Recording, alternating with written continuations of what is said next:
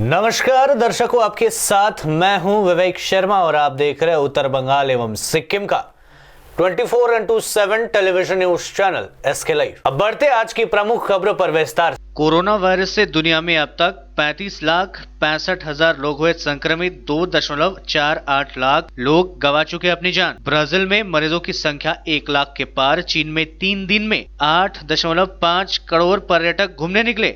दुनिया में corona virus से अब तक 2,48,241 लोगों की मौतें हो चुकी है। 35,65,110 लोग संक्रमित है, जबकि 11,53,912 ठीक हो चुके हैं। ब्राजील में संक्रमण के मामले 1 लाख के पार हो गए हैं। मरने वालों की संख्या 7,025 हो गई है। स्वास्थ्य मंत्रालय के अनुसार देश में 24 घंटे में 4,588 नए केसेस मिले हैं। 275 लोगों की मौत हुई है। वहीं चीन में मई में 3 दिन की छुट्टी के दौरान 8.5 करोड़ लोग घूमने निकले। संस्कृति और पर्यटन मंत्रालय के मुताबिक इससे करीब 37,000 करोड़ बिलियन डॉलर का रेवेन्यू हुआ है। अमेरिका में 24 घंटे में 1,450 लोगों की मौत हो गई है। इसके साथ ही देश में मरने वालों की संख्या 68,598 हो गई है। 11,88,122 लोग संक्रमित है। देश में सबसे ज्यादा प्रभावित न्यूयॉर्क में 24,648 लोगों की मौतें हो चुकी है, जबकि 3,23,883 लोग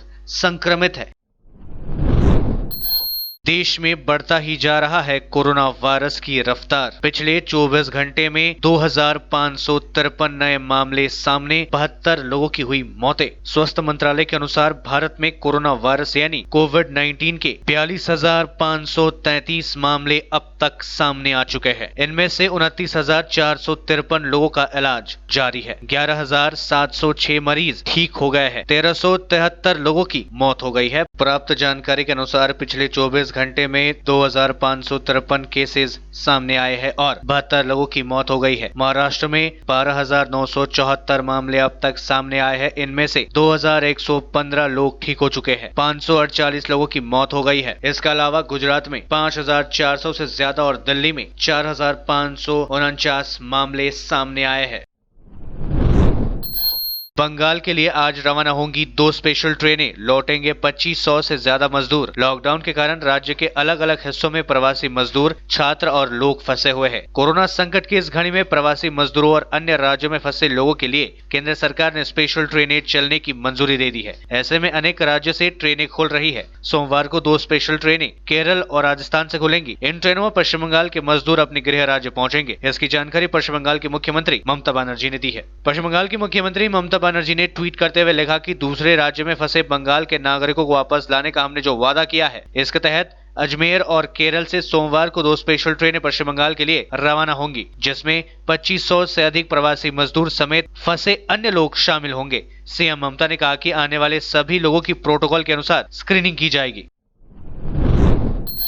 क्वारंटाइन सेंटर भेजे गए 12 पुलिसकर्मियों की रिपोर्ट नेगेटिव। नाका चेकिंग के दौरान ड्यूटी पर थे तैनात। चेकिंग से गुजरने वाले एक एम्बुलेंस में था कोरोना का मरीज। उत्तर दिनाजपुर जिले के इस्लामपुर के पांजीपाड़ा स्थित पुलिस क्वारंटाइन सेंटर में भेजे गए 12 पुलिसकर्मियों की रिपोर्ट नेगेटिव आई है। इन सभी को शुक्रवार को उत्तर दिनाजपुर जिले के इस्लामपुर के पांजीपाड़ा स्थित पुलिस क्वारंटाइन सेंटर में क्वारंटाइन किया गया था। गुरुवार को एम्बुलेंस चालक समेत 4 लोगों को कोरोना संक्रमित पाए जाने के बाद इन सभी को क्वारंटाइन किया गया था। पुलिस सूत्रों के अनुसार 27 अप्रैल को एक एम्बुलेंस दूसरे राज्य से एक मरीज को लेकर अलीपुरद्वार पहुंचा था। रास्ते में पूर्णिया मोड़ इलाके में पुलिस की नाका चेकिंग चल रही थी। नाका चेकिंग पर तैनात पुलिसकर्मी अन्य वाहनों के साथ साथ इस एम्बुलेंस की भी चेकिंग की थी। नाका चेकिंग के दौरान जो पुलिसकर्मी ड्यूटी पर तैनात थे, उन सभी को आज 14 दिनों के लिए क्वारंटाइन सेंटर भेजा गया। गौरतलब है कि एम्बुलेंस में कोरोना संक्रमित मरीज के साथ 5 लोग सवार थे। अलीपुरद्वार पहुंचने के बाद इन सभी की कोरोना जांच की गई, जिनमें से 4 लोगों की रिपोर्ट पॉजिटिव पाई गई। इस घटना के प्रकाश में आने के बाद एहतियात के तौर पर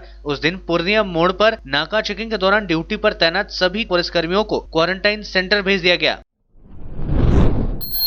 रिहायशी इलाके में घुसा हाथी, मक्के के खेत को किया तबाह। अलीपुरद्वार जिले के बक्सा बाग परियोजना के रायडक वन विभाग अंतर्गत तुरतुरी इलाके में सोमवार सुबह जंगली हाथी आधमका। सुबह सुबह इलाके में जंगली हाथी को देखकर लोग आतंकित उठे। गांव की सड़क से विशालकाय हाथी को गुजरते देख लोग डरे सहमे थे। बाद में हाथी पास के धौलझोड़ा इलाके में पहुंचकर मानिक विश्वास के मक्के के खेत में जमकर तांडव मचाया। हाथी ने खेत में लगे मक्के की फसल को नष्ट कर दिया। इसके बाद हाथी शिटिंग वन बस्ती इलाके में पहुंचकर उत्पात मचाना शुरू कर दिया। इधर हाथी के रिहायशी इलाके में घुसने की खबर मिलते ही वन विभाग की दक्षिण रायडक वन विभाग के वनकर्मी मौके पर पहुंचकर हाथी को बक्सा जंगल की ओर खदेड़ दिया। दूसरी ओर हाथी के आने की खबर मिलते ही लोग लॉकडाउन का उल्लंघन कर अपने अपने घरों से बाहर निकलकर हाथी को देखने के लिए इलाके में पहुंचे थे। बूटा खेत में रहे तो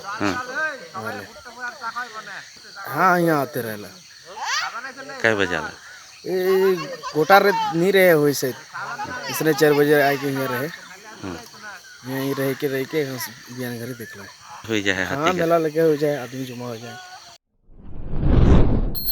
तेल के टैंकर में तस्करी की जा रही भूटानी शराब जब्त, 2 गिरफ्तार। अलीपुरद्वार जिले के जयगांव थाने की पुलिस ने लॉकडाउन के बीच भूटान से जयगांव तस्करी की जा रही काफी मात्रा में भूटानी शराब जब्त की है। पुलिस ने बताया कि रविवार देर शाम भूटान से जयगांव आ रही तेल के एक टैंकर को कब्जे में लेकर उसकी तलाशी ली गई थी। तलाशी के दौरान टैंकर में काफी मात्रा में भूटानी शराब जब्त की गई। पुलिस ने बताया कि टैंकर के चालक बेड़पाला निवासी राजू मंडलकर खलासी प्रदीप दास को गिरफ्तार कर लिया है। पुलिस घटना की जाँच शुरू कर दी है। लेते हैं छोटा सा ब्रेक, फिर मिलेंगे ब्रेक के बाद। 100% आयुर्वेदिक दमादमन किट प्राप्त करें और अपने फेफड़ों को बिना किसी दुष्प्रभाव के घातक वायरस से लड़ने की शक्ति बढ़ाएं। फेफड़ों की ताकत बढ़ाने और साथ ही साथ एलर्जी, खांसी या फिर ब्रोंकाइटिस और अस्थमा जैसी बीमारियों से भी लड़ने के लिए राहत देती है दमादमन किट। इस किट में आप पाएंगे दमादमन सिरप, दमादमन चूर्ण, दमादमन हर्बराज हर्बल टी, जिसका मूल्य है 750 और आपको देने हैं सिर्फ 700 रुपए। Contact number 8597738095। अगर आप हैं खाने के शौकीन या आपको चाहिए केटरर, तो संपर्क करें शिव मंदिर स्थित सिलीगुड़ी न्यू अर्शलन रेस्टोरेंट एवं केटरर्स। लजीज खाने की है ख्वाहिश तो रेस्टोरेंट में आइए या घर में ही मंगवाइए।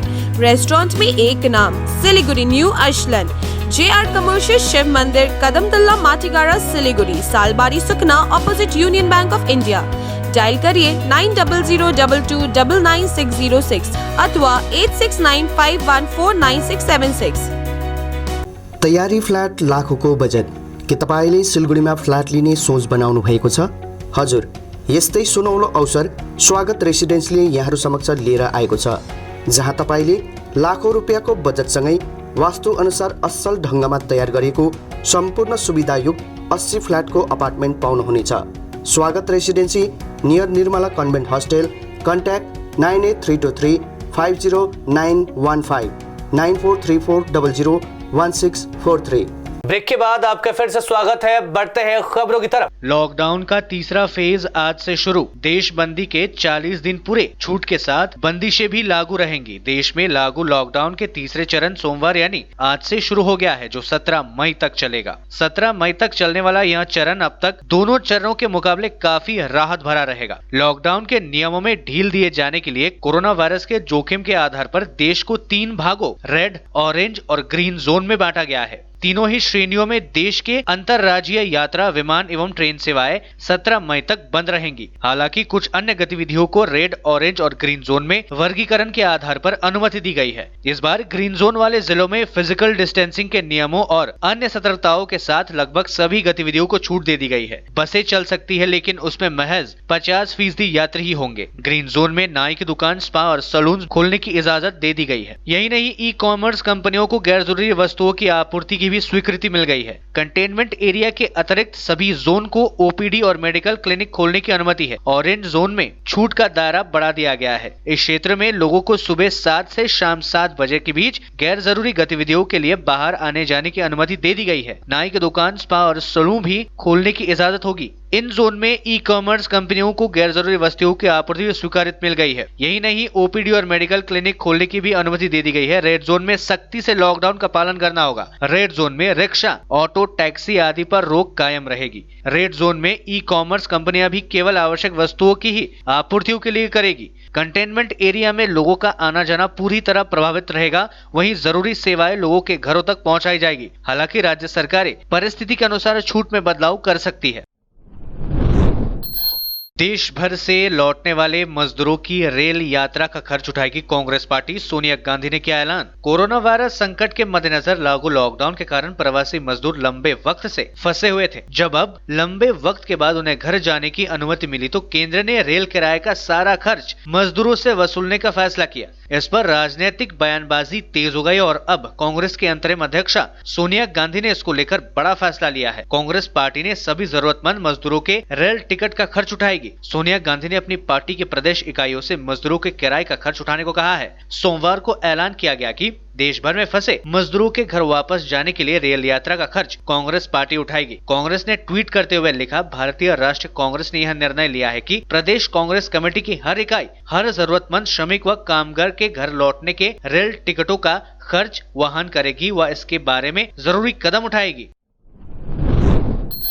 देश भर में शराब की बिक्री आज से शुरू। कोरोना वायरस महामारी के प्रसार को रोकने के लिए लॉकडाउन 3.0 आज से लागू हो गया है। केंद्रीय गृह मंत्रालय ने लॉकडाउन 3.0 में कई छूटें मंत्रालय की तरफ से दी गई है। इसमें एक शराब भी है। देश भर में शराब की दुकानें खोले जाने के छूट के बाद लोगों में काफी उत्साह नजर आ रहा है। लोग सुबह से ही शराब दुकानों के सामने खड़े नजर आ रहे हैं। केंद्र सरकार ने शराब की दुकानों को खोलने की अनुमति इस शर्त पर दी है कि सोशल डिस्टेंसिंग का पूरा ध्यान रखा जाएगा। साथ ही यह भी कहा गया है कि हर व्यक्ति मास्क लगाकर या अपना चेहरा ढककर ही बाहर निकलेगा। कंटेनमेंट जोन के अलावा बाकी इलाकों में शराब की दुकानें खुलेंगी।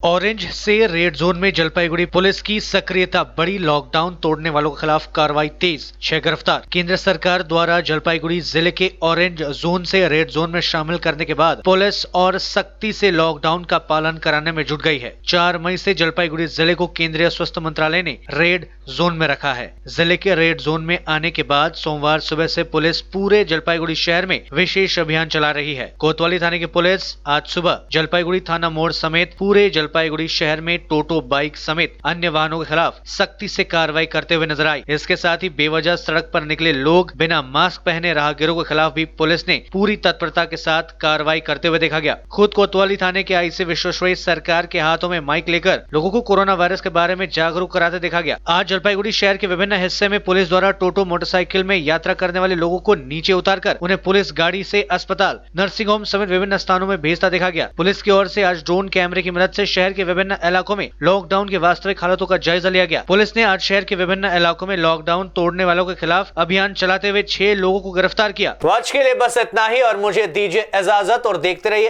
एसके लाइव, आपका समय आपकी खबर। धन्यवाद। कह देती हूँ सभी को इन एडवांस, चाचू की शादी में करूंगी डांस, वीडियो को एफबी में वायरल करूंगी, डब्बू के जैसे सेलिब्रिटी बनूंगी, न्यूज चैनल की होगी हेडलाइन, मानवी बन गई स्टार ऑनलाइन। क्या आपको भी सेलिब्रिटी बनना है?